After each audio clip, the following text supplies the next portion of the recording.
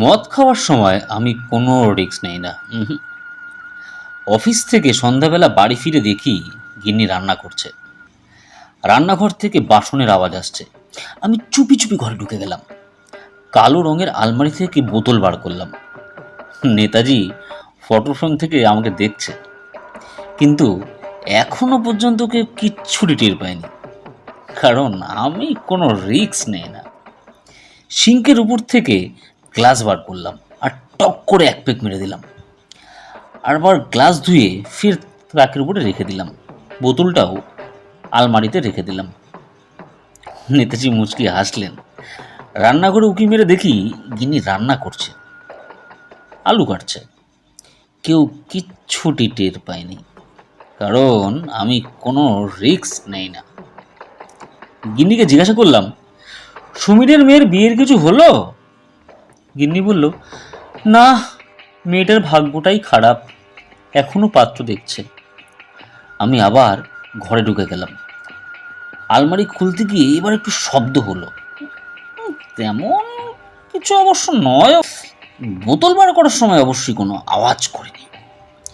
সিঙ্কের উপর থেকে গ্লাসটা নিয়ে চট করে আবার দুপেক মেরে দিলাম। বোতল ধুয়ে সাবধানে সিঙ্কের মধ্যে রেখে গ্লাসটা আলমারিতে রেখে দিলাম।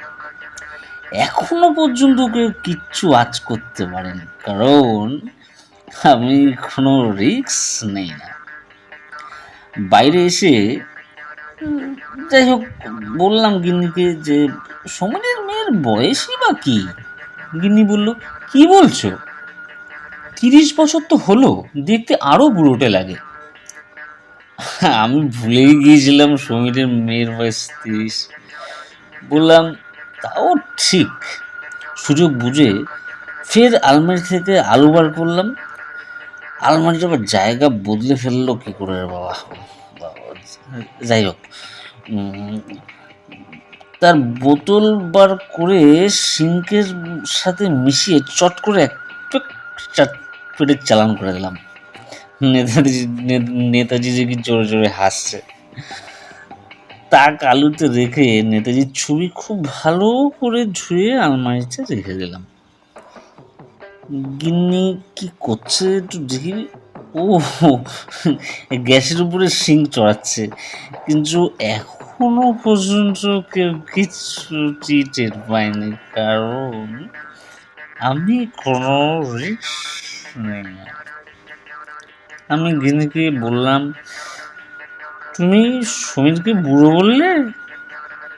গিন্নি বলল, বক বক করো না তো, বাইরে গিয়ে চুপ করে বসো, এখন তুমি কোনো কথা বলবে না। আমি আলু থেকে ফের বোতল বার করে মজা আসে আলমারিতে আরো এক পেগ মেরে দিলাম। সিঙ্কটা ধুয়ে ওটাকে টাকের উপরে রেখে দিলাম। ফটো ফ্রেম থেকে গিন্নি হেসেই চলেছে, আর নেতাজি রান্না করছে, কিন্তু এখনো পর্যন্ত কেউ কিচ্ছুটি টের পায়নি, কারণ আমি কোনো রিস্ক নেই না। গিন্নিকে হাসতে হাসতে বললাম, তাহলে সমীর পাচ্ছি দেখছে? গিন্নি বলল, তুমি মুখে জলের ঝাপটা দিয়ে কোথাও চুপ করে বসো তো। আমি রান্নাঘরে গিয়ে চুপচাপ টাকের উপরে বসলাম, কিন্তু এখনো পর্যন্ত কেউ কিচ্ছুটি টের পায়নি, কারণ নেতাজি কোনো রিস্ক নেন না। সমীর এখনো রান্নাই করছে, আর আমি ফটো ফটো ফটো ফ্রেম থেকে গিন্নিকে দেখে এখনো হেসেই চলেছি, কারণ আমি কখনো কোনো ইয়ে ইয়ে নেই না, কি যেন নেই না, ও হ্যাঁ, আমি কোনো আলু নেই না।